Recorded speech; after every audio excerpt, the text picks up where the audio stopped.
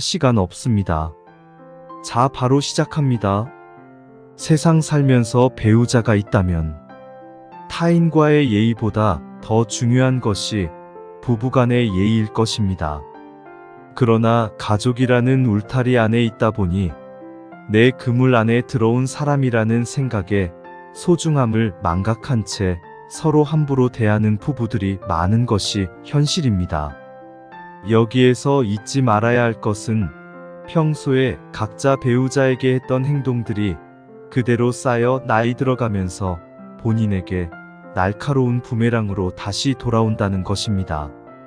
그러니 미래를 위해서라도 서로 예의를 잘 지켜 큰 상처 주지 않게 행동해야 하는 것이지요. 나이가 들수록 주변에 지인들이 많더라도 외로움은 어김없이 다가옵니다. 그럴 때 부부끼리 사이가 안 좋다면 더 악몽 같은 생활이 이어지겠지만 반대로 사이가 좋다면 외로운 인생길에 서로 다독여주면서 반려자로 큰 도움이 될 수 있겠죠. 그러나 안타까운 점은 주변에 알콩달콩 사이좋은 부부를 보는 것이란 그리 쉬운 일이 아닙니다. 주변에서 들어보면 부부는 사랑보다는 의리와 정으로 산다고 우스갯소리들을 합니다. 어찌 보면 참 서글픈 이야기 같습니다. 아름다운 사랑으로 시작한 관계가 왜 싸움과 정과 애처로움 등으로 바뀌어 평생을 살아가야 하는 것일까요? 조금이라도 더 돈독한 부부관계가 될 수 있는 노력에 관해 생각해보고 행동한다면 어떨까요? 나이 들수록 아내들이 남편이 귀찮아 죽겠다고 많이 말합니다. 분명히 아내분들은 젊은 시절에는 남편과 함께 많은 시간을 보내고 싶어 했고 늘 기다리곤 했습니다. 그러나 세월이 갈수록 남편과 함께 있는 시간은 줄이고 혼자 있는 시간을 누리고 싶다라고 얘기합니다. 왜 시간이 흐를수록 아내에게 남편들은 천덕꾸러기가 되는 걸까요?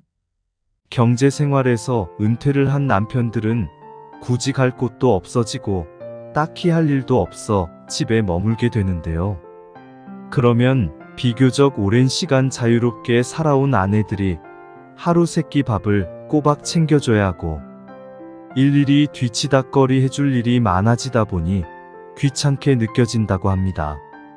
남편이 손 하나 까딱하지 않거나 뭐 좀 도와준다고 나서기라도 하면 안 해본 일들을 하다가 오히려 일을 더 벌려놓고 하다 보니 차라리 아무것도 하지 말고 가만히 있으라 하면서 아내가 할 일이 2배로 늘어나게 되는 것이죠. 아내도 같이 나이는 들어가는데 일은 많아지고 몸이 더 힘들어지니 남편을 천덕꾸러기 취급하게 된다고 합니다. 그리고 평소 무뚝뚝하고 살가운 남편들도 아니었으니 종일 같이 있기가 더 싫어지는 거죠. 만약 남편이 아내를 위해 다정한 대화도 많이 나누고 같이 좋은 곳에 외출도 하고 외식도 하며 즐겁게 살려고 노력한다면 상황은 달라질 것입니다. 물론 남편분들은 평생 가족만을 위해 헌신하고 힘들게 돈 버느라 세상과 싸우며 묵묵히 버텨온 분들로 이제서야 좀 스스로의 시간을 보내고 편히 쉬어봐야겠다 하시는 것입니다. 충분히 이해가 가는 점이죠. 그런데 요즘 현실을 살펴보면 평생 일하느라 가족들과 있어주지 못한 아버지의 부재로 아이들은 엄마만 좋아하고 엄마 편을 들고 아내조차도 남편을 섭섭하게 고운 눈으로 봐주질 않는 경우가 많습니다. 이런 상황이 반복되면서 남편들은 외로움과 무력감이 커지고 내가 이제 돈 못 벌어다 준다고 이렇게 나를 홀대하나 싶어 남자갱년기, 우울증 등으로 더 힘들어진다고 하니 정말 안타까운 현실입니다. 이렇게 부부끼리 계속 서로의 입장 차이만 생기다 보면 갈등이 더욱 짙어지고 끝내 황혼이혼, 졸혼 등까지 하게 되는 것이죠. 그러니 나중을 위해서 젊었을 때부터, 아니 지금부터라도 남편은 아내에게 따뜻한 관심과 말을 건네고 배려하는 행동으로 적은 시간이라도 기분 좋은 추억들을 함께 만들어 가야 합니다. 요즘 TV를 보면 혼자서 고독사 하시는 분들 중에 남자분들이 훨씬 많다고 하는데요. 아무래도 남자분들은 혼자가 되면 밥도 잘 못해서 먹고 빨래나 청소도 서툴고 이래저래 생활에 힘든 점이 여자분들보다 많기 때문이겠죠. 나이 들어 헤어져 혼자가 되지 않고 부부끼리 끝까지 행복하려면 어떻게 해야 할까요? 당연한 것이지만 아무나 지키지 못하는 것, 바로 서로 양보하고 이해하며 배려하는 생활입니다. 부부가 함께 할 수 있는 공통의 취미를 가져보는 것도 좋은 방법이고요. 서로 밖에서 소일거리라도 꾸준히 할 수 있는 경제 생활을 찾아보는 것도 도움이 됩니다. 비싸지는 않더라도 가까운 곳으로 외출도 하고 외식도 하고요. 식탁에 앉아 차 한잔 마시면서 그동안 못 나눴던 따뜻한 관심과 대화도 나눠보고요. 밥 차리고 청소하고 작은 집안일들도 도우면서 같이 해봅니다. 별거 아닌 것 같지만 평상시에 이렇게 지내지 못해서 소소한 행복을 잃어버리고 사는 경우가 참 많습니다. 옆에 있을 땐 그 얼마나 소중한지 모르는 사이가 바로 부부입니다. 나이 들수록 옆에 있는 배우자가 최고입니다. 사이좋은 부부는 서로가 서로에 대해 너무나도 자세히 잘 알고 이해하며 관계에 있어 친밀함과 대화를 늘 유지합니다. 반면 사이가 나쁜 부부는 서로에 대해 전혀 관심이 없고 상대방에 대해 이해는커녕 잘못된 오해를 하며 적대감을 가지고 서로 못 본 척 대합니다. 부부 관계에 있어 가장 중요한 것이 대화 방법일 텐데요. 행복한 부부는 서로 잘 통하게 다가가는 따뜻한 대화를 많이 하고, 불행한 부부는 벽과 대화하는 듯 단절된 멀어지는 냉정한 대화를 많이 합니다. 대화를 할 때에는 상대의 말에 반드시 귀 기울이고 상황에 맞는 대답과 말을 이어나가야 합니다. 상대방의 말이 마음에 들지 않거나 틀렸다 하더라도 바로 지적하거나 화내지 말고 타협점을 찾아야 합니다. 그리고 절대 비웃거나 무시해서는 안 됩니다. 사람들은 자신의 말투나 대화법에 대해 잘못된 점이 많다는 것을 대부분 모르고 있고 그의 중요성을 잘 알지 못하는 경우가 많습니다. 그러나 절대 중요하고 대부분의 사람들이 잘 못하는 것이 대화 방법이기도 합니다. 본인의 대화법의 문제점이나 방법을 찾고 싶다면 이렇게 해보세요. 부부끼리 대화할 때 핸드폰으로 음성 녹음을 해보시길 추천드립니다. 녹음한 것을 들어보면 아마 깜짝 놀라는 분들이 많으실 겁니다. 내가 지금까지 상대방에게 이런 식으로 기분 나쁘게 말을 하고 있었나?